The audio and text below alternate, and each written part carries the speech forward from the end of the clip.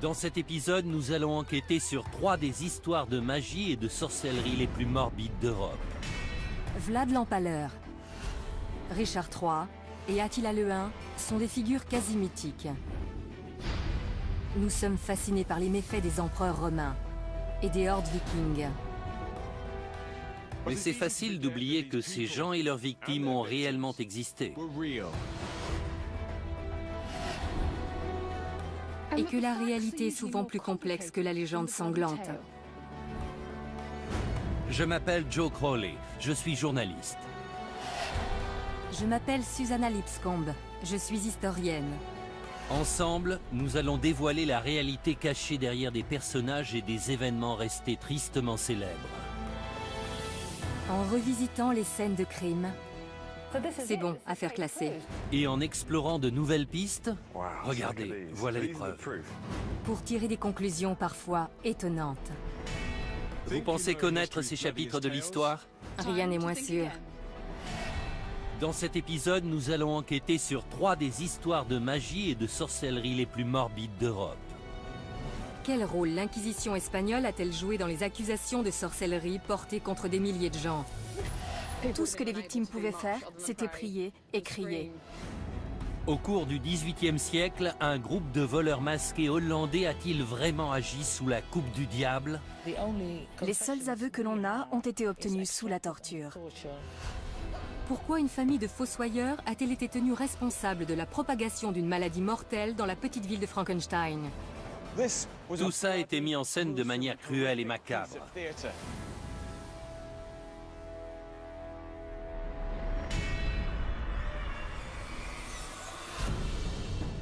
Novembre 1610. 30 000 personnes se rassemblent dans le nord de l'Espagne pour assister à l'exécution d'un sabbat de sorcières.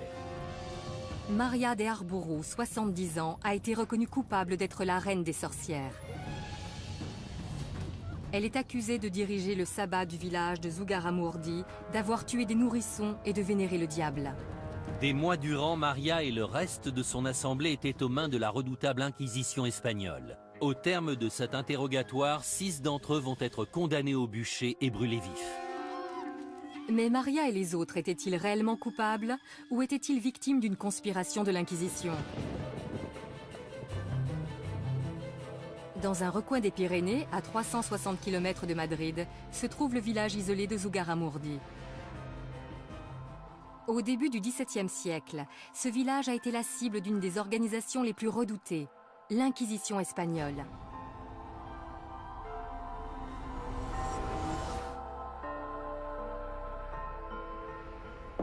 En 1609, l'Inquisition est venue à Zugarramurdi enquêter sur une affaire de sorcellerie dénoncée par les membres du clergé de la région et leurs informateurs. Le village a depuis ouvert un musée entièrement dédié à cette affaire. Les noms des gens qui y étaient mêlés y sont référencés. Parmi eux figure Maria de Arbourou, accusée d'être la reine des sorcières. Instaurée à la fin du XVe siècle, la mission de l'Inquisition était de maintenir la pureté de l'Église et de superviser les Juifs et les musulmans convertis au catholicisme. L'historienne locale, Idoia Mentaberi, a enquêté sur l'affaire de sorcellerie de Zugarramurdi. Que s'est-il passé quand l'Inquisition a débarqué dans le village? Ils sont arrivés vêtus de leurs robes. Il y avait de quoi avoir peur. Ils ont arrêté des femmes, des personnes âgées et même des enfants. Le plus jeune avait 9 ans. Ils ont créé une telle atmosphère de panique et de peur que les villageois ont vite commencé à s'accuser entre eux pour tenter de sauver leur peau.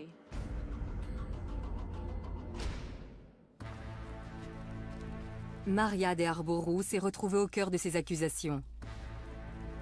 Les villageois la dénonçaient comme étant la reine des sorcières. Plus d'une vingtaine d'hommes et de femmes de Zugarramurdi ont été accusés de faire partie de son assemblée. Quels étaient les différents chefs d'accusation? D'avoir mangé des cadavres, de voler et d'enlever les enfants. Les sorcières devaient suivre un rituel d'initiation. Elles recevaient un crapaud qu'elles devaient habiller et chérir comme un animal de compagnie. Si elles s'en occupaient mal, le crapaud les dénonçait au diable. C'est incroyable. Les gens croyaient vraiment à ce genre d'histoire? C'est difficile à croire. Ces histoires fantasques ont suffi à les faire livrer aux mains de l'Inquisition. Ils ont été jetés dans la prison secrète, détenus par les inquisiteurs, torturés et accusés de sorcellerie.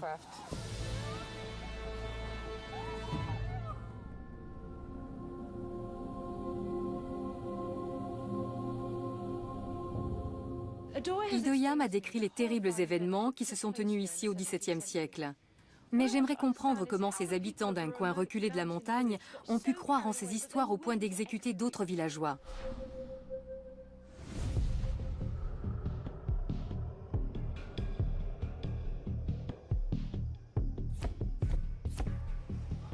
Quand on pense à l'Inquisition, on a souvent en tête des images de prêtres fanatiques vêtus de robes noires et déterminés à exterminer les hérétiques et les sorcières. Bien entendu, l'histoire est rarement aussi simple.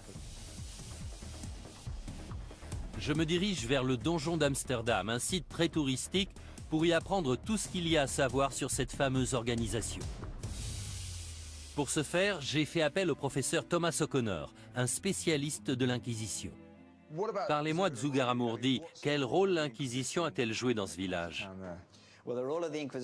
Alors que la situation était déjà délicate, les inquisiteurs sont arrivés et ont mis de l'huile sur le feu.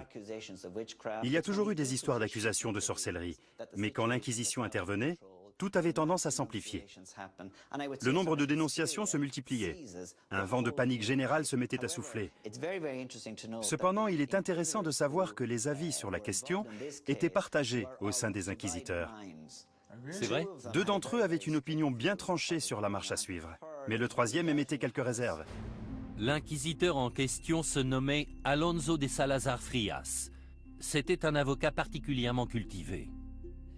Il voulait distinguer les faits réels de ce qui relevait de l'imagination de la personne accusée de sorcellerie.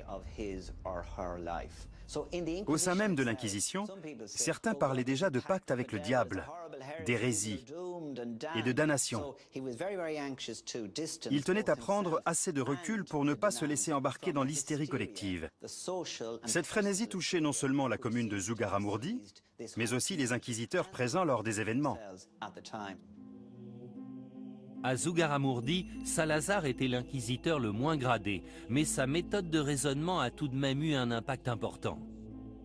Il avait vu que la commune était prise d'hystérie collective et que ça les poussait à inventer toutes sortes d'histoires. Exactement. Il a introduit les notions de scepticisme et de doute dans le processus de jugement. Il a fait évoluer les poursuites pour sorcellerie en Espagne. Grâce à Salazar, les inquisiteurs étaient encouragés à ne plus se reposer uniquement sur les dires des victimes, mais à trouver des preuves concrètes avant d'emprisonner leurs suspects. Les détails sur le fonctionnement de l'Inquisition espagnole sont fascinants, mais cela ne suffit pas à résoudre l'énigme de Zugarramurdi. La sorcellerie était considérée comme un acte d'hérésie mineur. Mais malgré la présence d'un inquisiteur aussi moderniste que Salazar, plusieurs personnes ont été condamnées au bûcher.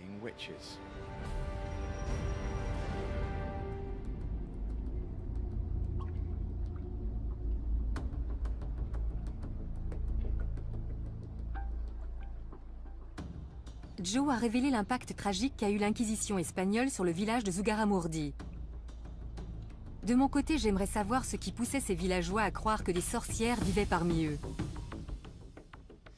Que s'est-il vraiment passé? Des gens affirmaient qu'une fois la nuit tombée, des sorcières les avaient emmenés de force dans leurs repères. Il me faut plus d'informations. Les gens inventaient-ils ces histoires ou est-ce qu'elles cachent autre chose?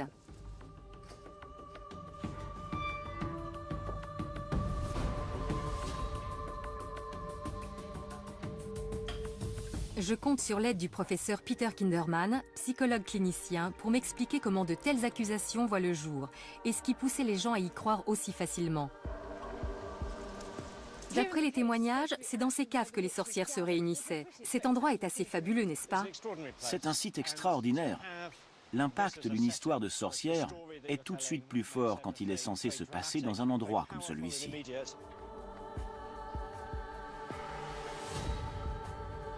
Une fois lancée, une rumeur est difficile à stopper. L'histoire nous dit que ces sorcières enlevaient des gens la nuit et les emmenaient dans ces caves où avait lieu leur assemblée. mais on ne sait pas exactement ce qu'il se passait après. Pour commencer, il faut garder à l'esprit qu'à cette époque, les histoires de sorcières, de démons, de vie après la mort faisaient partie du quotidien des gens. Comme les téléphones, les avions et les armes nucléaires font partie du nôtre aujourd'hui. Les gens expliquaient ce qui leur arrivait à partir des connaissances qu'ils avaient du monde.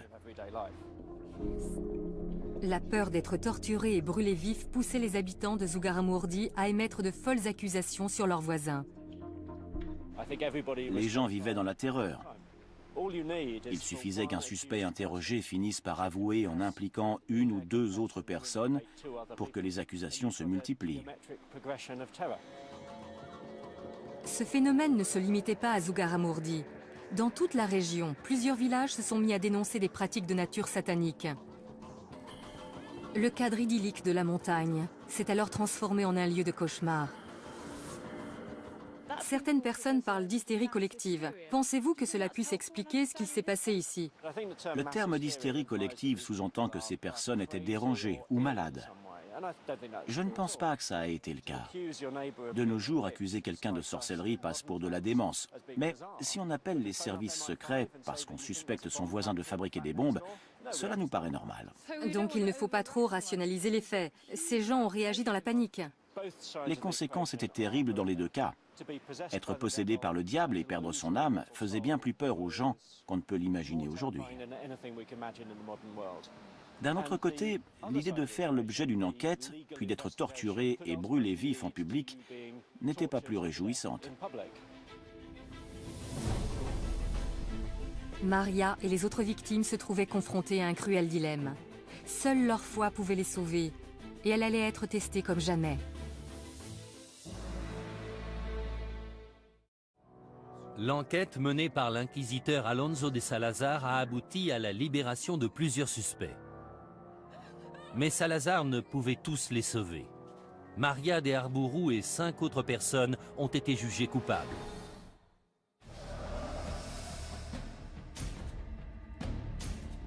Maria et son soi-disant sabbat font partie des quelques milliers d'innocents à avoir été brûlés sur une période de 300 ans. Mais comment se passaient ces mises à mort? Et pourquoi étaient-elles aussi barbares? Pour répondre à ces questions, je retrouve le professeur Alison Rowlands, spécialiste de l'histoire de la sorcellerie. Alison, quel sort attendait Maria et les autres accusés? Est-ce qu'ils avaient encore la moindre chance de s'en sortir? Ils auraient pu avouer qu'ils pratiquaient la sorcellerie. Un aveu aurait annulé la peine, même s'il se faisait alors qu'on les amenait au bûcher. Mais il faut prendre en considération la mentalité de l'époque. Les concepts d'au-delà et d'âme immortelle étaient au cœur de leurs croyances. Ces 6 individus ont sûrement pensé que faire de faux aveux aurait été un péché impardonnable.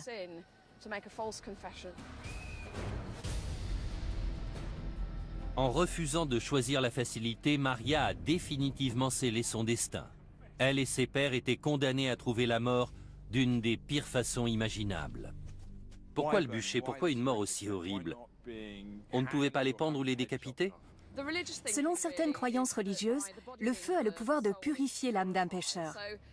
Même si ça peut paraître assez tordu, brûler les personnes accusées de sorcellerie était vu comme une façon de sauver leur âme. J'imagine à quel point ça doit être horrible de voir les flammes se répandre et commencer à brûler. La douleur doit être insoutenable tant qu'on reste conscient. C'était l'une des sentences les plus cruelles. À mon avis, les inquisiteurs pensaient que la menace du bûcher suffirait à convaincre les gens d'avouer. Mais ce n'était pas toujours le cas. Donc ils devaient mettre leur menace à exécution. Je ne suis pas sûr de vouloir la réponse à cette question, mais est-ce que ces gens sentaient la mort arriver? Combien de temps se passait-il avant qu'ils ne succombent aux flammes? Malheureusement, il est presque certain qu'ils aient eu le temps de sentir l'odeur du feu et de subir l'atroce douleur causée par les flammes qui se rapprochaient.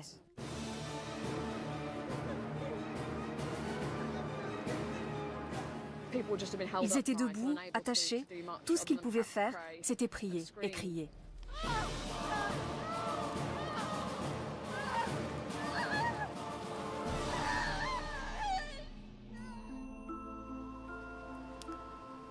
Maria et les autres prétendues sorcières ont connu l'une des pires morts imaginables. Et dire qu'ils auraient pu en réchapper s'ils s'étaient repentis de leurs péchés. Cependant, Salazar a enclenché la fin de ces pratiques barbares. Son rapport à l'Inquisition a fait cesser les exécutions pour cause de sorcellerie en Espagne. Triste ironie du sort, les données qu'ils avaient récoltées à Zugarramurdi ont poussé l'Inquisition à gracier les sorcières du village seulement 4 ans après leur mort par le feu. «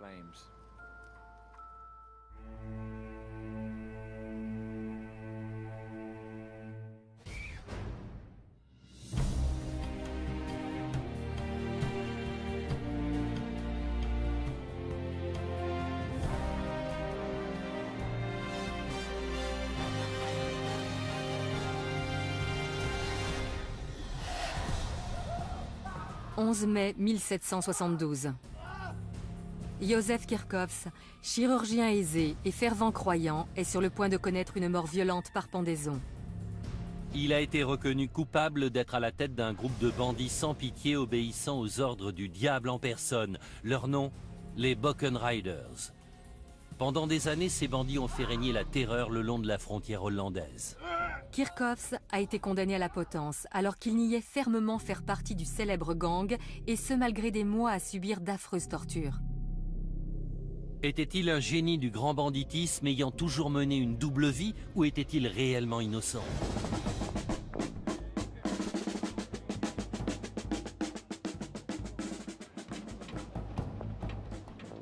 Les festivités qui ont lieu tout autour de moi sont organisées en l'honneur des héros du folklore hollandais, les Bockenriders. Bockenriders signifie les cavaliers du bouc. Les représentations de ces personnages sont nombreuses.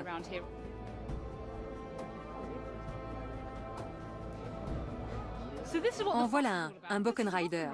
Il chevauche un bouc, une torche à la main et coiffé d'un chapeau de sorcière alors qu'il s'apprête à fuir sous un ciel rouge sang.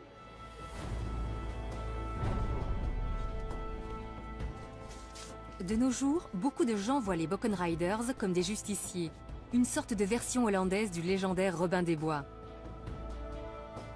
Cependant, les études contemporaines les décrivent comme un violent groupe de voleurs sans foi ni loi qui n'hésitaient pas à prendre pour cible les prêtres et leurs églises. Au centre de ces récits se trouve l'arrestation du médecin local, le docteur Józef Kirchhoffs, en 1771. Il était accusé d'être à la tête de ces opérations. Mais était-il un justicier à la Robin des Bois ou un malfaiteur sous la coupe du diable ?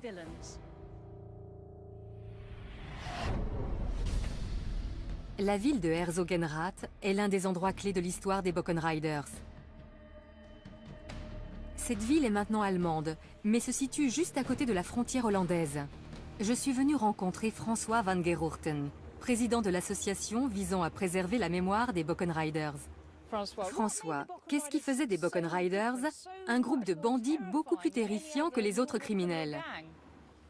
Comme tous les bandits, ils étaient accusés entre autres de vol et de cambriolage. Mais en plus, la légende dit qu'ils avaient fait un pacte avec le diable. Les vols étaient commis dans un périmètre si grand que les rumeurs disaient que le diable leur avait donné des boucs volants pour les assister dans leurs méfaits. L'efficacité impitoyable avec laquelle ces brigands agissaient ont poussé les autorités et la population à croire qu'ils obéissaient tous à une seule et même personne, un leader connu sous le nom de Józef Kirchhoffs. François, quel lien existe-t-il entre cette église et l'objet de notre étude, Józef Kirchhoffs? C'est l'église Sainte-Marie. C'est ici qu'il a été arrêté dans la matinée du 17 août 1771. Ça doit être choquant de se faire arrêter en sortant de l'église devant tous les paroissiens. Il y a de quoi se sentir humilié. Clairement. Il habitait une centaine de mètres plus loin. En l'espace d'un instant, il est passé du statut de citoyen respecté à celui de criminel. Dites-moi plus sur Kirchhoffs. Que sait-on de lui? Il est né en 1724. Après 9 ans dans l'armée, il est rentré chez lui. Et puis il est devenu le chirurgien officiel de la ville de Herzogenrath. Au moment de son arrestation, il était marié et il avait 6 enfants. Pourquoi est-ce qu'ils l'ont arrêté lui plutôt qu'un autre? Les autorités pensaient que le diable venait sur Terre pour séduire les gens pauvres d'esprit, qui ne savaient ni lire ni écrire, afin d'en faire des Bockenriders. mais leur chef devait forcément être quelqu'un de plus instruit. Ils ont pensé à Kirchhoffs. Ces accusateurs étaient persuadés qu'il menait une double vie. Aux yeux de ses concitoyens, il passait pour un bon chrétien, mais une fois la nuit tombée, il devenait le leader de ce groupe de criminels. C'est un peu comme Dr Jekyll et Mr Hyde. La formation militaire de Kirchhoffs pouvait certainement s'avérer utile au commandement d'un groupe de violents bandits. En plus de ça, plusieurs malfaiteurs présumés ont donné son nom sous la torture. Menait-il réellement une double vie? Était-il le chef tout-puissant de ce groupe de bandits? Je vais envoyer Joe consulter les archives officielles pendant que je me renseigne sur le fonctionnement des gangs.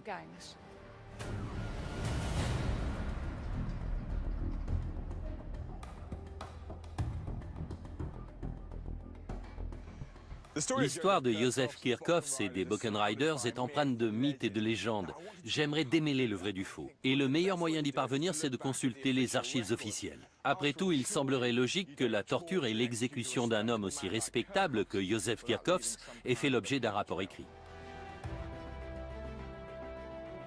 Les originaux des documents officiels concernant Kirchhoffs et les Buchan Riders sont conservés à Maastricht, dans une ancienne église.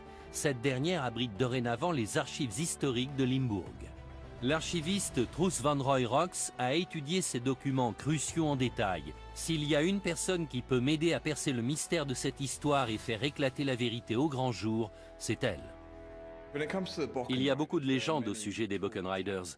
Quelles conclusions peut-on tirer des documents de l'époque? Quels sont les faits? On a là les comptes rendus des tortures infligées aux prisonniers soupçonnés de faire partie de ce groupe de malfrats.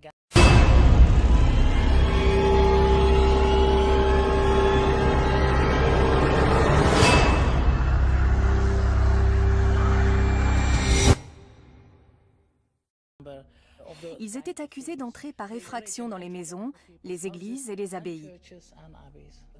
Mais le mystère reste entier au sujet de la réelle culpabilité des prétendus Buchan Riders.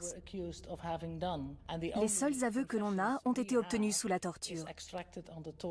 C'est assez déroutant. On trouve ici des milliers de documents juridiques et pourtant, aucun d'entre eux ne prouve sans équivoque que Kirchhoffs ait été à la tête de ce réseau criminel. Les seules preuves sont de vagues accusations faites sous la torture.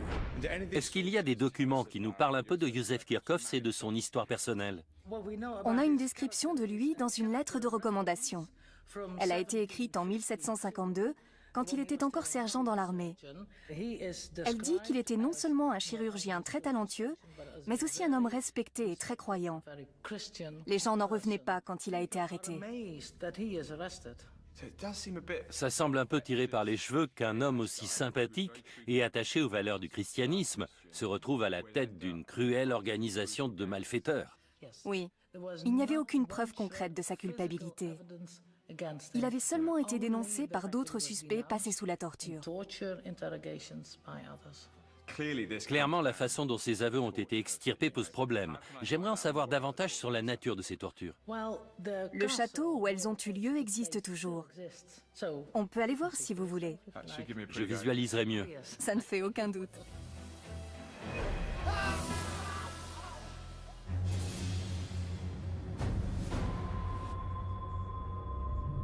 J'ai suivi Truus 35 km plus loin jusqu'au château d'Herzogenrath afin d'en apprendre davantage sur les atroces tortures infligées aux Buchan Riders présumés.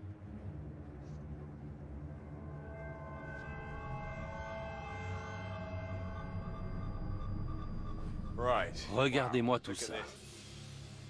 Comment ces effrayants outils étaient-ils utilisés? Il commençait avec les poussettes, d'abord sur un pouce, puis sur les deux. Vous parlez des pouces, mais il y a la place d'y mettre la main entière. Même avec une simple pression, on sent que ça peut infliger d'atroces souffrances. Et si ça ne suffisait pas à les faire parler, il passait au brodequin. Comment ça marche? Cette partie se met derrière le mollet. Celle-ci est sur le tibia. La poignée permet de resserrer la vis, ce qui réduit le tibia en miettes. Puis dans un troisième temps, ils attachaient les mains de la victime derrière son dos et le suspendaient à l'estrapade. Par les mains? Oui, et les pieds ne touchaient pas le sol. Le poids du corps tout entier tirait sur les mains. Mais c'est possible, les bras doivent immédiatement se casser, non? Oui. Ils se cassent. Les organes éclatent et les épaules se disloquent. C'est le corps tout entier qui se retrouve réduit en bouillie. Certains rapports disent qu'au bout de seulement 5 minutes, les victimes criaient « Détachez-moi, je vais parler, je vais tout avouer, je n'en peux plus ».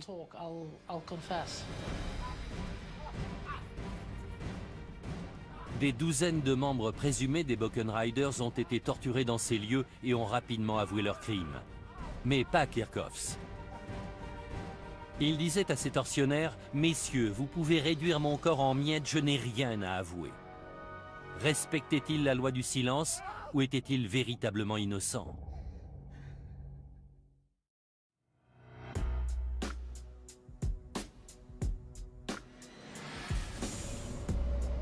Józef Kirchhoffs n'a jamais avoué malgré les horribles tortures qu'on lui a fait subir. Aurait-il réussi à tenir sa langue jusqu'au bout s'il avait été coupable? Pour le savoir, je vais discuter avec Graham Johnson. Depuis plus de 10 ans, il enquête sur les barons du crime et les gangs sévissant actuellement. Les gangsters connaissent-ils l'identité de leur chef?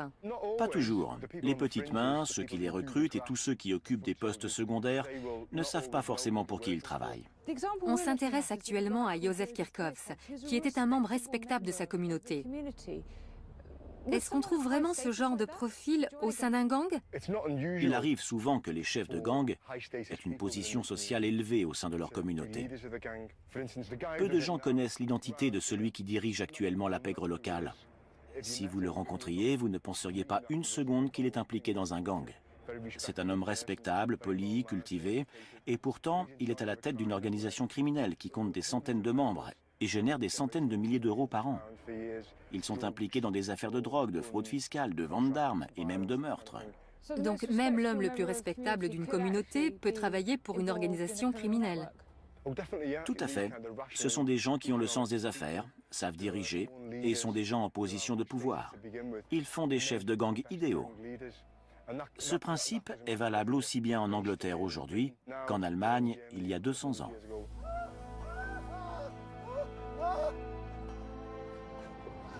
Quand je suis arrivée à Deptford, j'étais persuadée qu'un père de famille très croyant comme Józef Kirchhoffs ne pouvait en aucun cas être à la tête des Buchan Riders. Pourtant, les gangs d'aujourd'hui opèrent au sein de leur communauté dans le plus grand secret.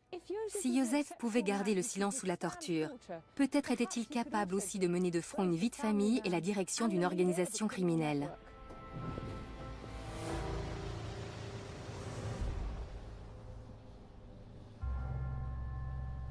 Malgré l'absence de preuves tangibles à l'encontre de Kirchhoffs, les juges étaient convaincus de sa culpabilité. Après des mois de torture, le verdict est finalement tombé. Il a été condamné à mort. Sa sentence a été prononcée oralement dans cette pièce. Juste ici. Ici même, oui. C'est vrai? Il a été condamné à la pendaison pour 9 cambriolages. C'est tout ce qu'ils ont trouvé à lui reprocher après toutes ces tortures. 9 cambriolages sur une période de 9 ans. Rien à voir avec le casier judiciaire d'un baron du crime. Est-ce qu'on sait comment s'est déroulée l'exécution? Oui, on a le compte-rendu détaillé. Je vous le lis. Ils ont alors conduit Kirchhoffs sur la place publique où la potence avait été érigée. À 11 h du matin, le bourreau lui a passé la corde autour du cou.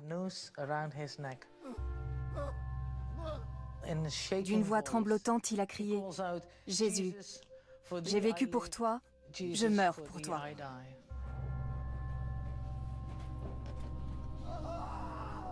Vous pensez qu'il était impliqué dans cette affaire d'une manière ou d'une autre? Il est vraiment très peu probable qu'il ait pris part à leurs activités. Il n'y a pas la moindre preuve de son implication.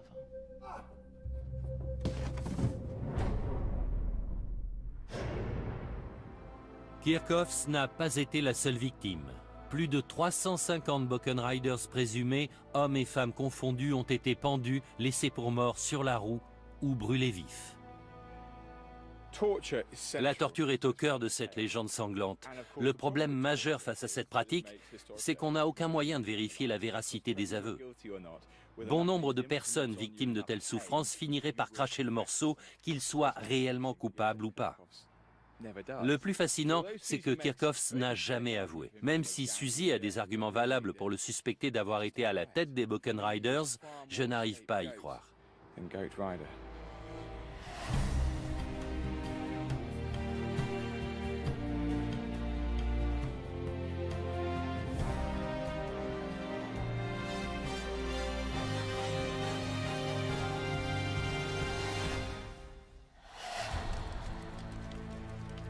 « 26 septembre 1606. Depuis des décennies, Wenzel Forster et sa famille sont les fossoyeurs de leur commune. Mais ce jour-là, c'est à leur porte que la mort a frappé. Forster, sa femme et ses domestiques vont être torturés puis brûlés vifs pour avoir répandu une épidémie meurtrière ayant causé la mort de plusieurs centaines de personnes. Ils étaient aussi accusés de cannibalisme, de nécrophilie et d'être les serviteurs du diable. Forster et sa femme ont-ils vraiment commis ces crimes sataniques? Ou ont-ils été victimes des préjugés et de la panique ambiante?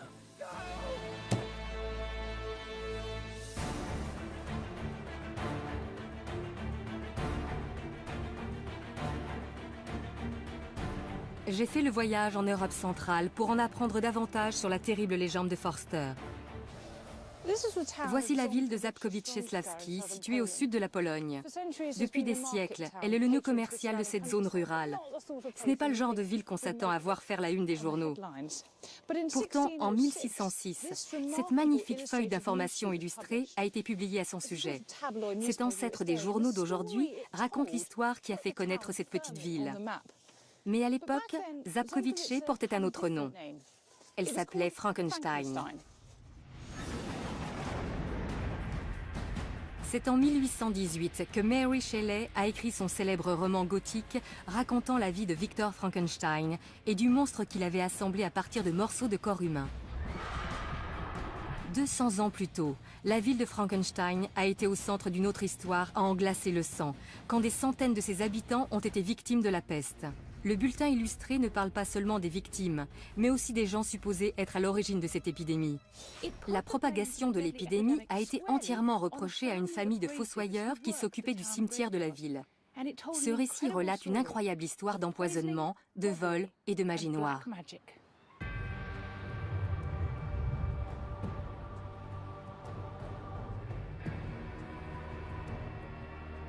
Au banc des accusés se trouvait Wenzel Forster, le fossoyeur en chef, mais aussi sa femme, ses domestiques et ses assistants.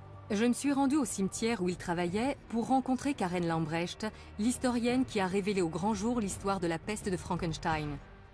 J'ai avec moi un document témoignant des événements sordides ayant eu lieu à Frankenstein en 1606. Que décrivent exactement ces somptueuses illustrations ? Eh bien, on y voit les fossoyeurs en train de disperser le poison qui a causé l'épidémie. Forster a été accusé d'étaler une pâte faite à base de restes humains sur les poignées de porte du village afin de répandre la maladie. Mais ces allégations ne s'arrêtaient pas à celles d'empoisonnement. Que signifie cette image? Il n'était pas seulement accusé de tentative d'empoisonnement, mais aussi de meurtre rituel et de vol. Là, on voit un fossoyeur dévorant un enfant. C'est du cannibalisme. Ils maltraitaient les cadavres. Ils extrayaient les fœtus morts du ventre des femmes enceintes. Aucun détail n'est épargné. En tant que fossoyeur de la ville, Forster était chargé d'enterrer les victimes de la peste. Son accès immédiat aux cadavres a poussé les villageois à croire facilement à ces accusations. Ce que Karen vient de me dire est à la fois surprenant et choquant. On savait que des gens étaient accusés de sorcellerie dans toute l'Europe, mais ici on a accusé des fossoyeurs de répandre la peste. J'aimerais en apprendre plus sur l'idée que les gens se faisaient de la peste pour en avoir peur au point de persécuter ceux qu'ils pensaient responsables de sa propagation.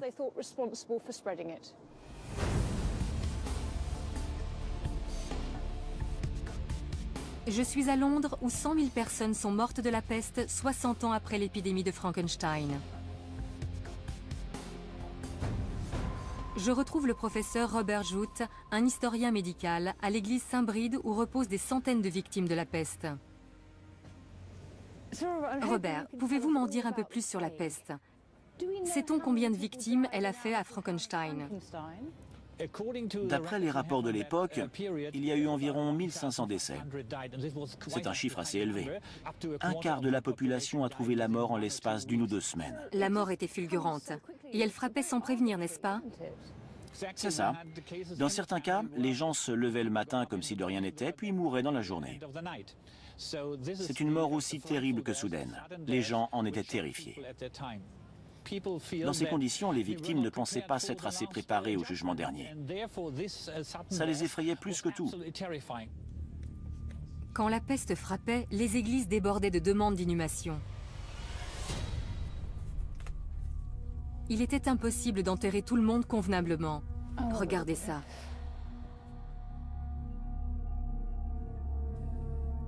On se rend mieux compte du traumatisme subi. Absolument. La plus grande peur des gens était de ne pas être enterrés individuellement et de finir dans une fosse commune. On peut comprendre que l'idée d'être enterré au même endroit que des centaines d'autres victimes les ait terrorisés. Il n'était plus qu'un corps sans identité. Exactement. Les ossements sont éparpillés un peu partout. C'est typique d'une fosse commune creusée lors d'une épidémie de peste au XVIIe siècle.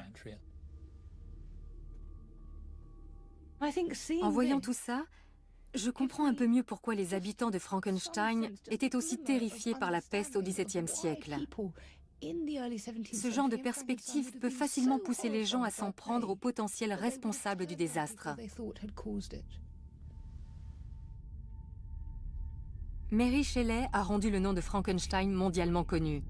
Mais les événements qui ont eu lieu dans la ville auraient aussi pu suffire à inscrire ce nom au panthéon de l'horreur.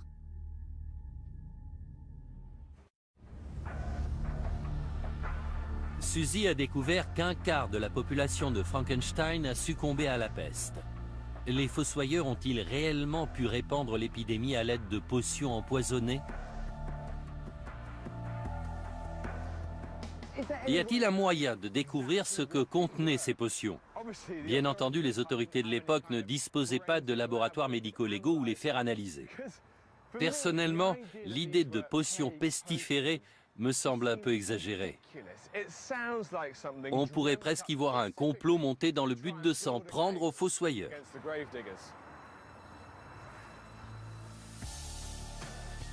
Les voisins de Forster étaient persuadés qu'au lieu d'enterrer les morts, ils se servaient de leurs cadavres pour concocter une potion donnant la peste. C'est génial ici. Je vais m'entretenir avec le chercheur Jürgen Mischke pour découvrir ce que fabriquaient les Forster. Jürgen, l'idée qu'on puisse concocter une potion à partir de restes humains me semble loufoque. Comment en est-on arrivé là?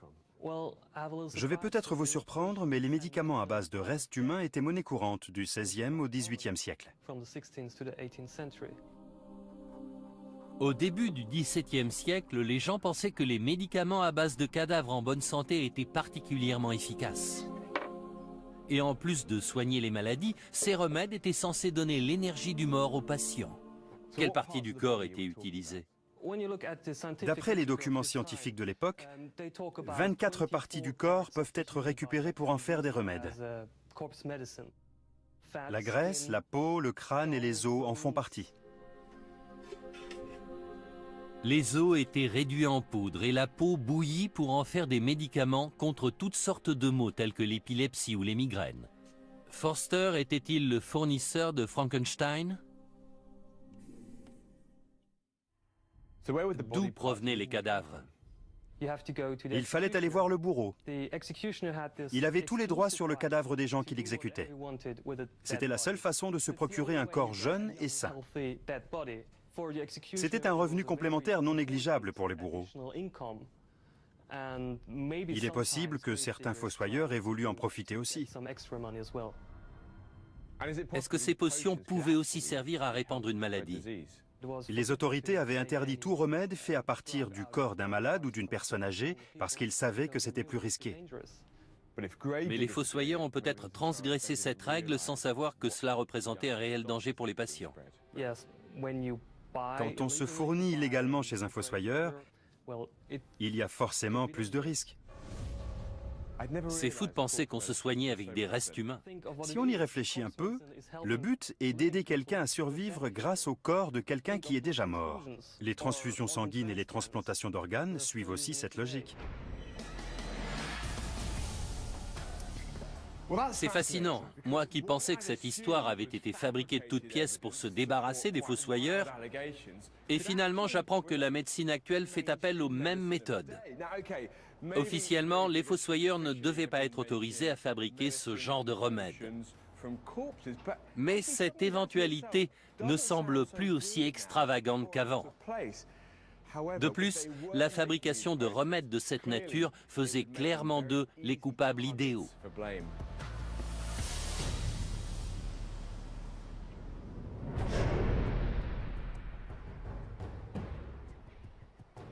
Joe a découvert que Wenzel Forster dirigeait peut-être un laboratoire clandestin de fabrication de médicaments à base de cadavres.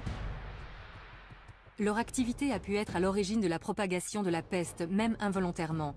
Mais tout ça n'explique pas les autres sordides chefs d'accusation portés contre lui et son entourage. De retour en Pologne, je vais visiter avec Karen les cachots situés sous la mairie. C'est ici que les fossoyeurs sont censés avoir été retenus prisonniers. J'espère y découvrir pourquoi ils ont été accusés de vol, de cannibalisme et de nécrophilie. Ils étaient accusés d'être les serviteurs du diable. Il leur aurait ordonné de répandre le poison pour annihiler la population. Ils avaient surnommé les fossoyeurs les chiens de chasse du diable. Les fossoyeurs étaient souvent marginalisés par le reste de la population qui les associait à la mort. Cela faisait d'eux la cible facile d'accusations macabres. Ça paraît invraisemblable. Qu'est-ce qui poussait les gens à croire que les fossoyeurs étaient capables de telles horreurs? Comme ils vivaient dans un climat de terreur, les villageois étaient à cran. Les autorités locales se devaient d'agir. En plus de Forster et sa femme, 6 autres personnes ont été arrêtées et accusées de répandre la peste. Avec la communauté tout entière convaincue de leur culpabilité, ils n'avaient aucune chance de s'en sortir. Frankenstein voulait leur mort. Les autorités tenaient à obtenir des aveux de la part des fossoyeurs ainsi que les noms d'autres membres de leur famille impliqués.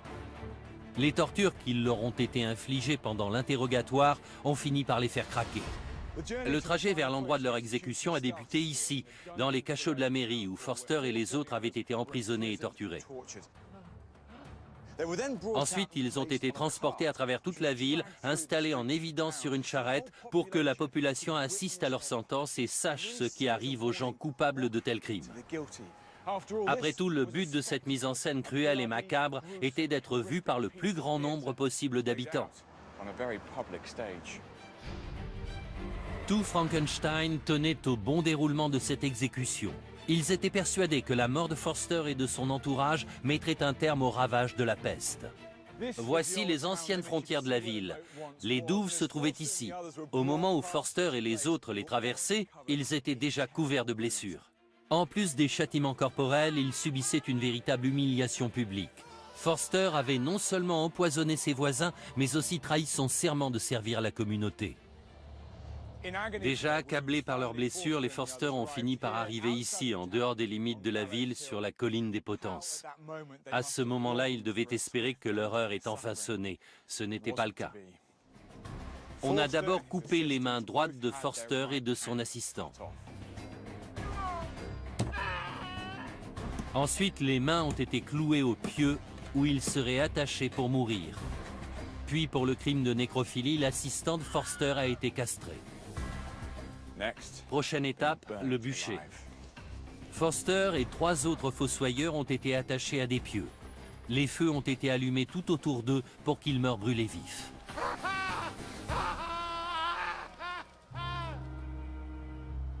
Pendant les 11 années qui ont suivi, d'autres familles de fossoyeurs ont été arrêtées, jugées et exécutées. Parmi eux, un garçon de seulement 14 ans a été décapité. La terreur se trouve au cœur de cette affaire. Face à la peur, les hommes sont capables d'actes terribles. Les fossoyeurs sont devenus leur bouc émissaire. Ils avaient peut-être bel et bien utilisé des cadavres pour faire des potions. Ils ont peut-être même involontairement propagé l'épidémie. Mais ce genre de remède était courant à l'époque. Beaucoup de gens les utilisaient dans l'espoir de guérir. Les habitants de Frankenstein ont fait preuve d'une hypocrisie presque barbare en se retournant contre les fossoyeurs. Leur sentence a été irrévocable.